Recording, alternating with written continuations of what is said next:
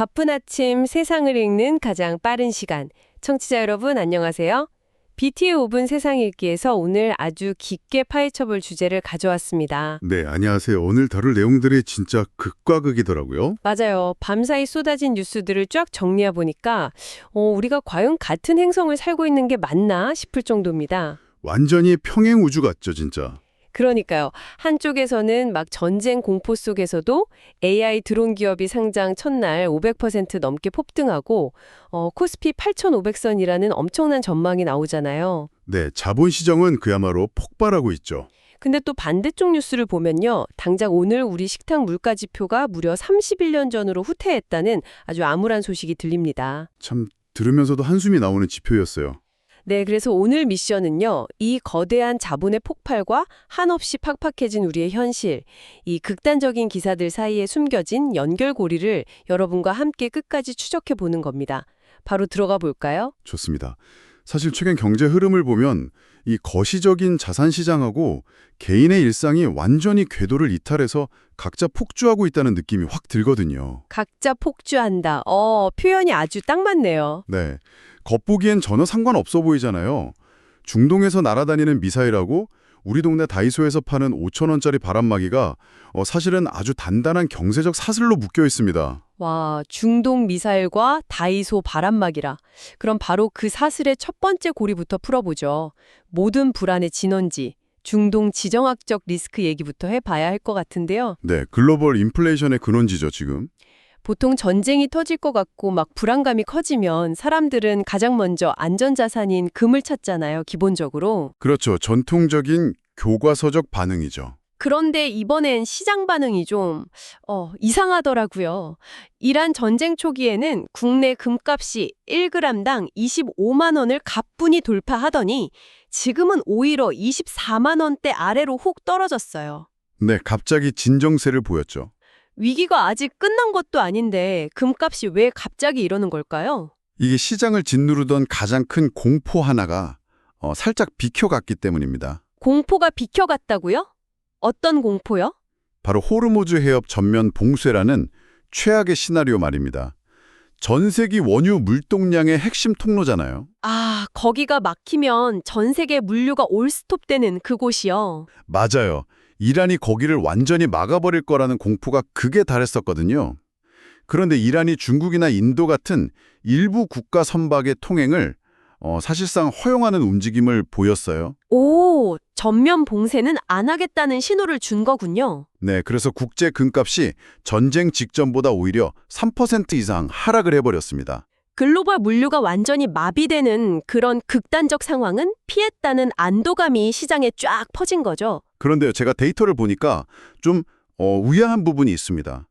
국제 금값은 3%나 빠졌는데 왜 우리나라 국내 금값은 그만큼 안 떨어졌죠? 체감상으로는 여전히 금값이 엄청 비싸게 느껴지거든요. 아, 거기서 바로 거시경제의 진짜 재미있는 방어 기제가 작동합니다. 방어 기제요? 어떤 방어가 작동했길래요? 금값이 떨어지는 동시에 달러 대 원 환율이 1,490원대까지 치솟아버렸거든요. 헉, 1,490원이요? 원화 가치가 뚝 떨어진 거네요. 그러니까요. 우리가 국내에서 금을 살 때는 결국 달러로 계산된 국제 금값을 원화로 환산해서 사야 되잖아요. 아하, 그러니까 국제 금값 자체는 떨어졌어도 달러가 너무 비싸지니까 그 하락분을 환율이 다 깎아먹은 거군요. 정확합니다. 환율이 하락분을 다 상쇄해버린 거죠. 야, 이거 지금 금시장은 마치 두더지 잡기 게임 같네요. 지정학적 공포라는 두더지가 쏙 들어가니까 이번엔 환율이라는 두더지가 확 튀어나와서 가격을 방어해주고 있는 거잖아요. 비유가 아주 찰떡이네요. 진짜 두더지 잡기 맞아요. 그렇다고 지금 상황이 청취자 여러분이 안심할 단계는 전혀 아니지 않나요? 제가 듣기로는 이란이 쏜 드론과 미사일의 80%가 민간 인프라를 타격했다고 하던데요. 맞습니다. 상황은 여전히 살얼음판이에요. 특히 아랍에미리트를 비롯한 걸프 국가들의 분노가 거의 임계점을 넘었습니다. 분노할 만하죠. 민간 시설을 그렇게 때렸으니. 네, 그래서 지금 이란의 신정 체제를 완전히 무력화해야 한다는 엄청난 강경론까지 나오고 있어요. 심지어 이란 석유 수출의 90%를 담당하는 하르그 섬을 아예 군사적으로 점령해버리자는 그런 초강수 군사 방안까지 지지하고 나섰거든요. 잠깐만요. 하르그 섬 점령이요. 그건 진짜 언제든 물류가 다시 마비되고 기름값이 미친 듯이 폭등할 수 있다는 뜻 아닌가요? 그렇죠. 거기에다가 미국의 트럼프 대통령은 한국 같은 동맹국들한테 지금 파병까지 막 압박하고 있는 변수도 존재하잖아요. 와, 진짜 산 넘어 산이네요. 그래서 아랍에미리트 산업첨단기술부 장관이 이걸 두고 전 세계 가정의 식탁 물가를 위협하는 경제전쟁이다 이렇게 명명을 한 겁니다. 주목해야 될 대목이죠. 경제전쟁이요? 그러니까 단순한 영토 싸움이 아니라는 거군요. 네, 국지전이 아니라 글로벌 물류와 인플레이션을 담보로 잡은 진짜 거대한 경제전이에요. 이 불안감이 곧바로 전례 없는 형태의 막 기형적인 자본이동을 만들어내고 있습니다. 전례 없는 자본이동이라 안 그래도 그 얘기로 넘어가려고 했어요. 지금 중동발 경제전쟁 공포 때문에 시장이 위축될 것 같은데 오히려 역설적이게도 자본이 아주 격렬하게 몰려드는 곳이 있잖아요. 네, 공포를 먹고 자라는 분야죠. 바로 AI 기술과 방위산업의 결합입니다. 아, 저도 그 뉴스 보고 진짜 깜짝 놀랐습니다. 수어머라는 기업 맞죠? 맞아요, 수어머. 이 회사의 폭등 사례가 지금 시장의 흐름을 아주 극단적으로 보여주고 있어요. 2023년에 설립된 AI 기반 드론 군집 조정 기업인데 글쎄 나스닥 상장 첫날에 공모가 대비 최고 700%, 종가 기준으로는 520%나 폭등을 했더라고요. 대단하죠? 우크라이나 전장에서 이미 10만 건 이상 실전 투입이 되면서 기술력을 입증받았거든요. 근데요, 여기서 제가 진짜 날카로운 반론 하나 제기해 보겠습니다. 네, 어떤 점이 제일 걸리셨나요? 이 회사 재무 상태 보셨어요? 작년 한 해 매출이 31만 달러, 우리 돈으로 한 4억 원 남짓인데 순 손실이 무려 8,500만 달러예요. 적자 폭이 4배나 커졌다고요. 네, 재무제표만 보면 진짜 처참하죠. 그러니까요. 적자가 100억이 넘는데 주가가 하루 만에 500% 폭등한다. 이건 혁신에 대한 투자가 아니라 그냥 전쟁이라는 공포에 베팅하는 거품이 아닌가. 솔직히 좀 의심스럽거든요. 아주 예리한 질문을 던져주셨습니다. 사실 그게 이성적인 시각에서는 너무나 당연한 의문이죠. 제 말이요. 아무리 AI가 대세라지만 이건 좀 심하잖아요. 그런데 스워머의 폭등은요, 기술 혁신, 그러니까 항공용 AI라는 혁신과 시대적 불안이 딱 결합했을 때 자본이 현재 실적이라는 지표를 얼마나 가볍게 무시할 수 있는지 보여주는 겁니다. 아, 그러니까 실적보다는 그 불안감과 미래의 패러다임에 돈을 던진다는 거군요. 맞아요. 미국 국방부가 이런 자살 드론을 대량 생산하겠다는 계획까지 발표하니까 막 지정학적 위기가 실적 우려를 완전히 압도해버린 거죠. 와, 공포가 실적을 이겨버렸다. 무서운 말이네요. 그런데 이렇게 펀더멘탈을 무시하고 기대감만으로 돈이 쏠리는 현상, 우리 한국 증시, 코스피에서도 비슷하게 나타나고 있는 것 같아요. 네, 모건 스탠리가 내놓은 엄청난 전망 말씀하시는 거죠? 맞아요. 모건 스탠리가 코스피 지수가 2년 내에 최대 8,500선까지 도달할 수 있다는 파격적인 전망을 내놨잖아요. 지금 코스피 생각하면 이게 도대체 현실성이 있는 숫자인가요? 전문가들 사이에서도 의견이 분분하지만 모건 스탠리가 그렇게 본 논리적 근거는 꽤 탄탄합니다. 어떤 근거들이 있길래 8,500이라는 숫자가 나온 건가요? 일단 밸류에이션, 즉 주가 수익 비율인 PER이 현재 8.5배 수준으로 역사적 바닥권이라는 점이죠. 기업 가치에 비해 주가가 너무 싸다는 바닥 심리가 깔려 있어요. 아, 쌀 때 사야 한다는 그 기본 심리요? 그리고요. 삼성전자랑 SK하이닉스라는 반도체 투탑의 시가총액 비중이 사상 처음으로 40%를 돌파하면서 독주하고 있는 것도 크고요. 반도체 사이클은 인정하죠. 근데 그걸로 8,500은 너무 멀지 않나요? 그래서 가장 핵심적인 조건이 하나 더 붙습니다. 바로 정부의 상속세 개편 등을 포함한 기업 지배구조 개선, 이른바 정책 기대감이에요. 아, 그동안 코리아 디스카운트의 원흉으로 꼽히던 그거요. 네, 거기에 더해서 아주 중요한 제도적 선진화가 맞물려야 한다고 본 건데요. 제도적 선진화라면 며칠 전에 이재명 대통령이 자본시장 간담회에서 직접 언급한 그 결제 시스템 얘긴가요? 정확합니다. 그게 지금 시장에서 엄청난 화두거든요. 그때 대통령이 그랬잖아요. 주식 판도는 왜 이틀 뒤에나 정산되느냐. 이거 진짜 개인 투자자분들, 우리 청취자 여러분도 다들 한 번씩 답답해하셨을 부분이에요. 맞아요. 그 T+2일이라는 낡은 시스템에 의문을 제기한 거죠. 아니 근데 우리 증시가 실시간 정산조차 안 되는 어떻게 보면 이렇게 낡은 시스템을 갖고 있는데 코스피 8,500 전망은 너무 앞서간 거 아닙니까? 바로 그 답답함 때문에 한국거래소가 지금 발등에 불이 떨어졌어요.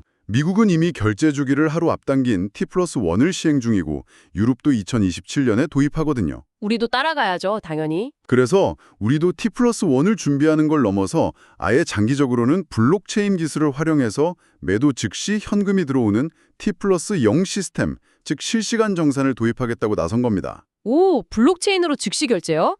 그게 도입되면 증시에 그렇게 큰 영향을 미치나요? 엄청난 차이를 만듭니다. 아까 제가 지정학적 위기 속에서 자본이 이동한다고 했잖아요. 이 결제 주기 단축은 자본의 회전율을 폭발적으로 높여주는 효과가 있어요. 아, 돈이 묶여있는 이틀이 사라지니까 그 돈으로 바로바로 다른 주식을 사고 팔 수 있다는 거군요. 그렇죠. 시장 전체의 유동성, 즉 피가 도는 속도가 확 빨라지는 겁니다. 모건 스탠리는 이 바닥 심리, 정책 기대감, 그리고 이 제도적 선진화가 딱 맞아떨어지면 그 정도 폭발력에 나올 거라고 읽어낸 겁니다. 돈의 회전 속도가 빨라지면 지수도 그만큼 탄력을 받겠네요. 자, 이렇게 거시경제랑 주식시장은 막 장밋빛 미래와 폭발적인 수익을 논하고 있는데요. 이제 진짜 현실로 시선을 좀 돌려보겠습니다. 네, 아까 오프닝에서 말씀하신 평행우주의 다른 한쪽이네요. 맞아요.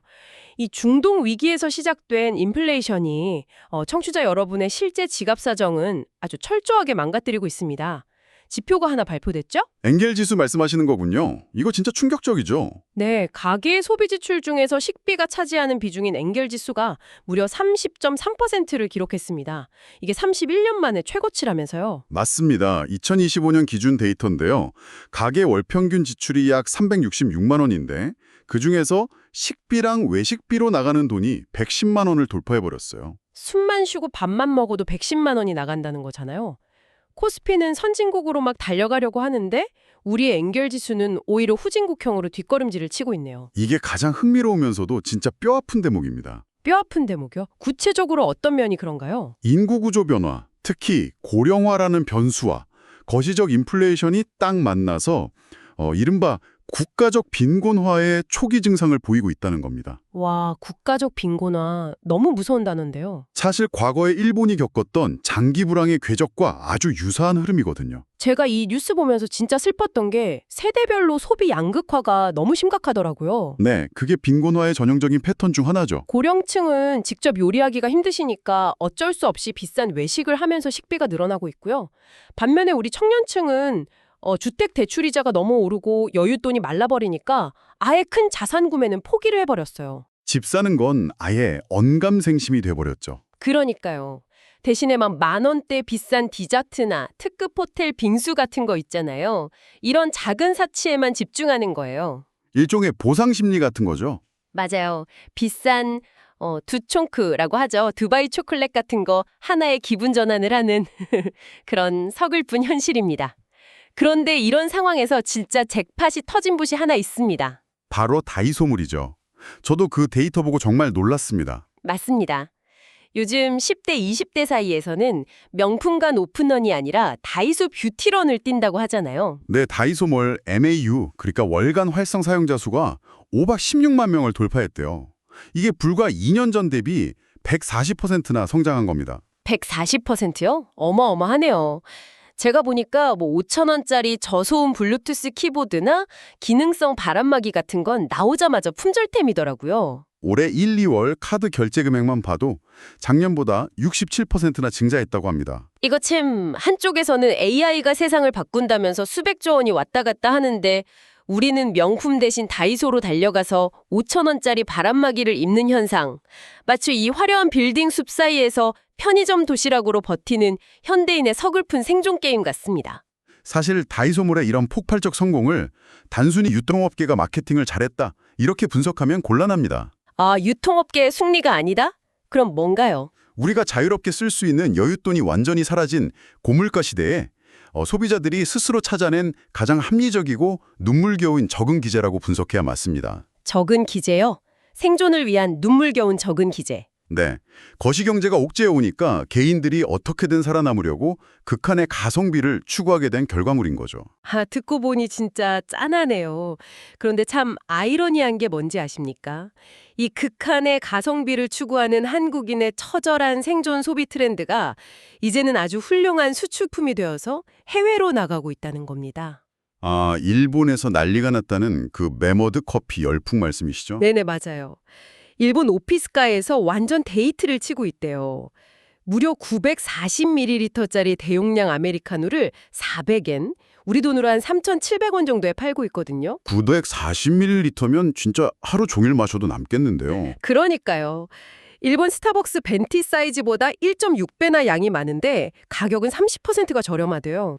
사실 일본 직장인들은 원래 편의점에서 파는 조그마한 100원짜리 커피에 익숙해져 있었잖아요. 맞아요.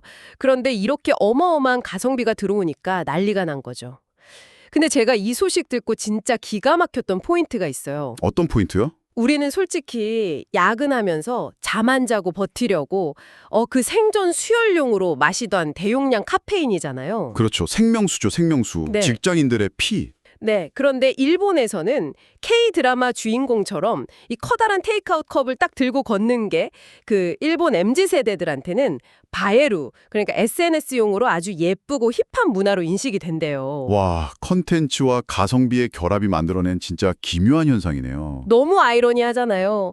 우리가 피땀 흘리며 만든 생존형 아이템이 바다 건너서는 화려한 K 콘텐츠의 옷을 입고 힙한 아이템으로 둔갑을 했습니다. 네, 뭐 경제적으로는 좋은 수출 모델이긴 한데 사실 씁쓸한 이면이기도 하죠. 그래서 말입니다.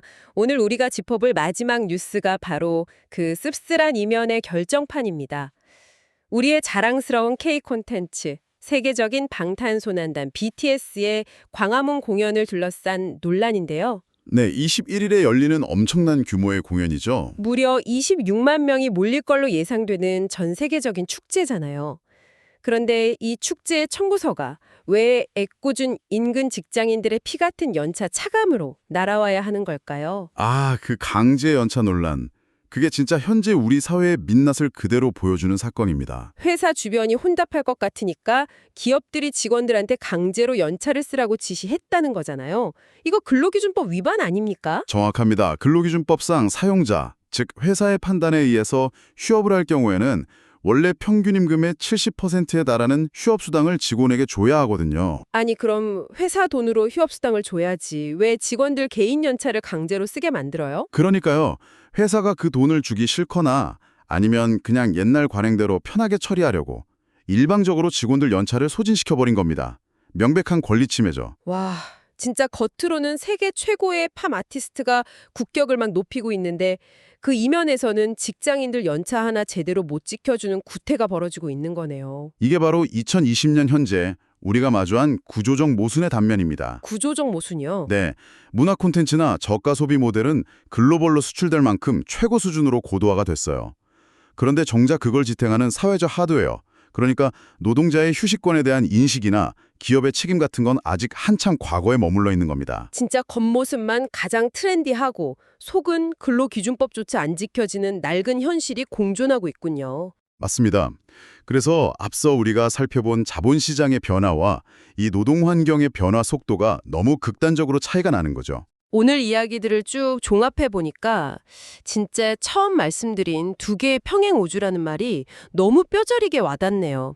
한쪽에서는 중동벌 인플레이션 공포를 뚫고 방산 AI 기업 주가가 막 폭등하고 코스피 8,500선을 기대하면서 거대한 자본이 빛의 속도로 움직이잖아요. 네, 거래소는 실시간 정산하겠다고 시스템까지 뜯어고치고 있죠. 맞아요. 그런데 정작 우리 청취자 여러분의 일상은 다이소의 5,000원짜리 생필품으로 겨우 버텨야 하고 축제가 열려도 내 소중한 연차마저 강제로 뺏기는 팍팍한 현실 속에 갇혀 있습니다. 자본의 속도는 점점 빨라지는데 개인을 보호하는 제도의 속도는 너무 느린 거죠. 그래서 오늘 아주 심도 있는 탐구를 마치면서 청취자 여러분께 이런 질문을 하나 던지고 싶습니다. 네, 어떤 질문이죠? 주식시장은 당장 내일이라도 블록체인을 도입해서 실시간으로 돈을 돌리겠다고 이렇게 발빠르게 움직이는데 왜 우리의 식탁 물가를 안심시키고 노동자의 당연한 연차를 보장해주는 사회적 결제 시스템은 여전히 수십 년 전에 그 낡은 속도에 멈춰서 있는 걸까요? 참 많은 걸 생각하게 만드는 질문이네요. 과연 코스피 8,500이라는 그 화려한 과실이 다이소로 달려가야만 하는 우리 청년들의 주머니까지 무사히 흘러갈 수 있을지 여러분도 내일 아침 커피 한잔 하시면서 일상 속에서 이 거대한 속도의 간격을 한번 유심히 지켜보시기 바랍니다. 네, 거시지표 뒤에 숨겨진 우리의 진짜 현실을 다시 한번 생각해 보게 되네요. 바쁜 아침 표면적인 기사 뒤에 숨겨진 구조를 읽어내는 시간, BT의 5분 세상 읽기 심층 분석은 여기서 마치겠습니다. 지금까지 함께해 주신 청취자 여러분 감사합니다. 감사합니다.